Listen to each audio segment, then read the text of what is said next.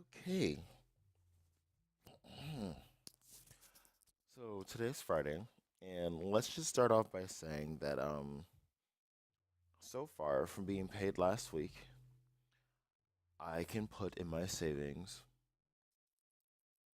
$6.86 right now. 1% from my savings account. And so, I mean, it's not much, but with all the bills that I still have to pay, I might have a little bit left over, but let, I'm going to wait to see what I get paid next Friday and then take whatever I have left and maybe take a little chunk from that to put in my savings and then put that 1% from that paycheck. So that way I'm still getting, so what did I say? I don't remember what I said. Doesn't matter. So we'll just see how much money I'll have left to save. So like if I have 686, then and let's say if hopefully I can keep that up, but if I have like $100 left, I'll take like 25 from that plus the 1% from my paycheck. So then we can kind of like grow like a little bit quicker than like 686, but still being reasonable. Because obviously, if I had that much money to save, not going from paycheck to paycheck, then I can do that. But if not, we'll just stick with that 1%. But we'll see because I eat a lot and I now have a car, so I have to put gas in that car and car insurance. So now here's also something else that I wanted to talk about which kind of makes it hard for us to start saving money. Makes it hard for Black people to start saving money. It's kind of like deviating away from the current video that I wanted to talk about, but also it's very important how we can start basically saving money and saving ourselves. So I just watched this video about interracial dating. Let me just start off by saying that love is love, and but what she was saying made a lot of sense. Now, from a psychologist standpoint, I do not like using absolutes like all people and all this and all white and all black. I don't and whatever. I don't like using that because there are a lot of people who stand outside the outliers, but they're outliers. Not saying that those outliers can't make a difference because there's plenty of people, one person that made a huge difference. But for us to make a huge difference, us there's a lot of things that we need to understand because from that video I learned the bigger picture, something that I've been quite ignorant to for 24 years, about to be 25 years now.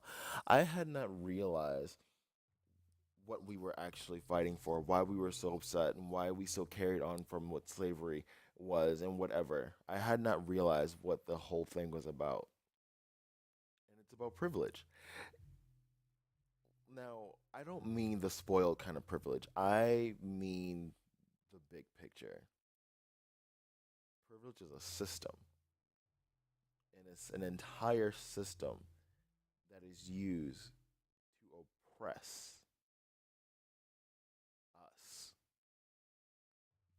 The whole point of it is to oppress us. It's not about them having so much. It's about them having so much by oppressing us.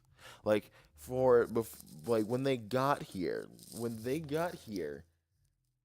they already not only did they take, but they were also given so much. So they already have a leg up on top of that.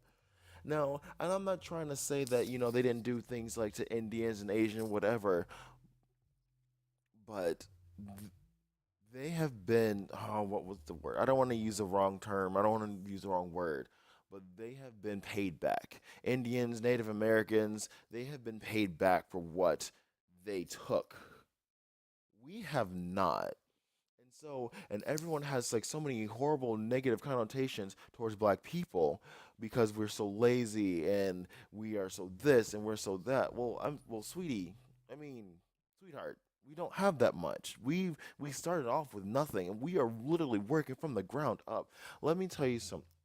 Here's just a small little sample of what that privilege does to us. If I go and commit a crime, I can get between 2 to maybe 50 to life in jail. If a white person committed the same crime, which I've you've probably seen me share on my Facebook, they could probably get from to little as nothing to 2 years. Now, on a lighter note, because obviously, well, then don't screw up. Okay, on the opposite spectrum, if I were to go apply for a job and I have a degree, and there are 10 other white people who are applying for that same job and have a degree, they can easily pick any amongst of us. If there was if there was four, six, eight black people with the same degree and two white people with the same degree, they can pick those two. Why? Because they prefer to have a white person in office. And I don't mean like you know that's not bad. I mean that's legal. That is okay for them to prefer to have a white person. The only way it's going to be discrimination and illegal is if I have 10 degrees on top of amongst the 1 degrees that a white person has. Then, I mean, obviously they will have to pick me because I'm the logical choice. Clearly, I beat them by a mile. But I I would have to work 10 times as hard just to be on the same level as a white person. That is what the privilege does, and then they can have this is not scary movie one, scary movie two, where they can make jokes about the token black guy. I can literally be doing all of the work at a job, and like it happened to me today, like literally today. I had my hands full, and my DM goes to me and says, "Can you go grab that over there? There are three other people behind me that have nothing do. They're doing nothing right now, or at least have they're doing less than I am. Why are you talking to me? My hands are full." And I'm still looking at the one that's still the lazy one. He could use a little bit more work. He needs a lot of coaching. There's something wrong. I mean, like, there's a lot of work that needs to be done with this particular with Frederick here. I mean, it's. Are you serious? I have to work 10 times harder just to be on the same level. So my whole point about this rant, for those of for those of you who are genuinely, full heartedly fighting for us, do you realize that if we win, you lose? Do you understand that that privilege will be taken away? And I'm not saying that, you know, that you use it to your advantage on purpose. Because if you do, I mean, if I had if I was in that position, I don't see why I wouldn't. I mean, that literally makes my life look 10 times less stressful.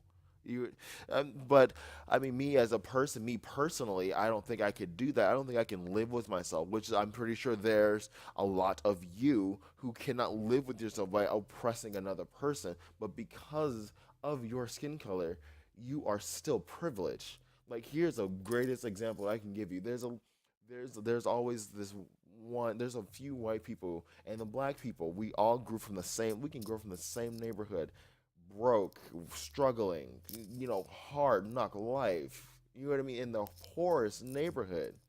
The day that you decide to say, I want to put on a suit and become something, there will be buckets and buckets of help for you. There will be so many opportunities for you to improve yourself. The day that one of us try to do the same thing, they're gonna look at us like, motherfucker, go sit your ass down. Where do you come from? I'm sorry, sir. I don't think you have the qualifications to be here. Easily, where they would look at you like, here, you don't have the qualification, but let us help you get there. Let us give you that opportunity to learn these qualifications. Let us make sure that you get the qualifications.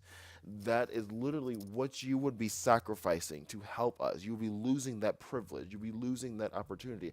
But at the same time, why white people don't worry about that is because, I mean, they help each other.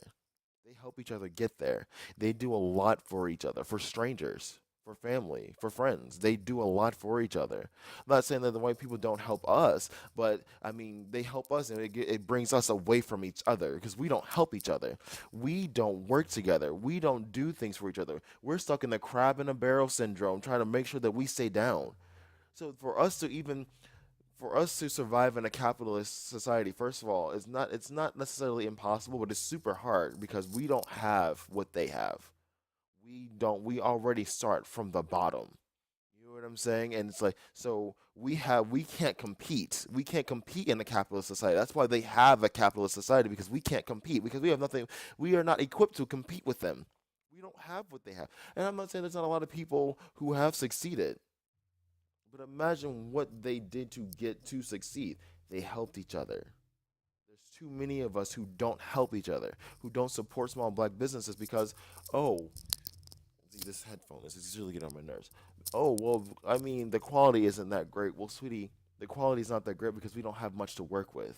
We started not having much to work with. But with your support, we'll get more money. And with more money, we can get better quality. Just think about it. The food is not that great, but I mean, support us, invest in us. Hell, give us a little donation so we can actually buy better quality food. The fabric is not that great. Give us a little donation, help us to help us get better quality for our fabric. 'Cause trust me, we're not. It's not going to be handed down to us. We can help each other. That is the best way to even be recognized in a capitalist society. We have to help each other. Now you have Oprah Winfrey, we have Tyler Perry who have made it, who have making sure that they're helping each other. But then there's still the rest of us down here. We still need to us down here on the poverty level. We still need to rise above, and the only way we're going to do that is together. That is the best way. We have to accept the criticism, constructive or destructive, and use it for our advantage. We have to help each other to be a part of anything. We have to work together. Group economics, look it up. Cloud Anderson, look him up. It is important. It is important that we educate ourselves. And for those of you who help us, thank you. We appreciate it. We appreciate it. Be aware by helping us, you are going to lose. I mean, in a great world where I would love for us to be on an equal playing field, but there's a lot that you owe us. And it's not your fault, but there's a lot that we are owed. That's not just saying that. That's not just being like asking for handouts. No, there's a lot that we are owed. A lot that Native Americans have been paid for. Indians have been paid for. What about us? This is why a lot of interracial uh, couples can get together. Not sometimes it's not about the love; it's about superficial. Because see, if I'm dating somebody, I'm not dating them because they're white. I'm dating them because I want to date them. A lot of interracial because black people feel like, oh, we don't get the same thing from black people that we do from white people. It's because we don't have much to give. I mean, for a strong black man to be a strong black man, it needs to be a strong black woman who help him get there. So you have to give us some credit. I mean, we don't have much, but if we work together, we can get there. But you going over there, if it's going to be superficial, you're going to date outside the race. Okay, for superficial reasons, first of all, it shows your low self esteem. Because then it just goes off to being you want to be accepted by the white people, and I mean for them to accept us, we would have to be on their playing field. For us to be on their playing field, they will lose their privilege. They're not going to. They benefit way too much to sacrifice their privilege to accept us. So if you're dating for that reason, it's very superficial. You need to go check within yourself because love is way deeper than superficial. If you're dating somebody, this should not be because of their race. It's because of something that's in their heart.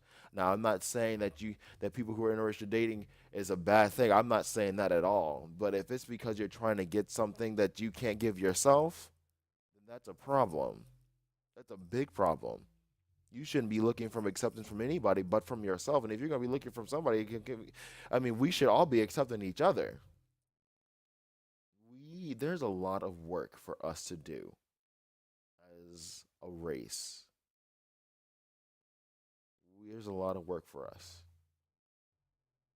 It's not impossible to get there, but it's definitely going to be challenging. And the best way we can do that is together. That is my point of this. By getting support from outside races, it takes us away from us. It divides us so they can conquer us. We need to support each other. Maybe we can come to a very peaceful solution, but I mean, I've just only discovered just how deep this runs. Maybe this generation can come to a peaceful conclusion. Maybe, hopefully. But right now, let's just worry about getting our race together. We need to work together. We need to support each other. That's the best way we're going to do anything.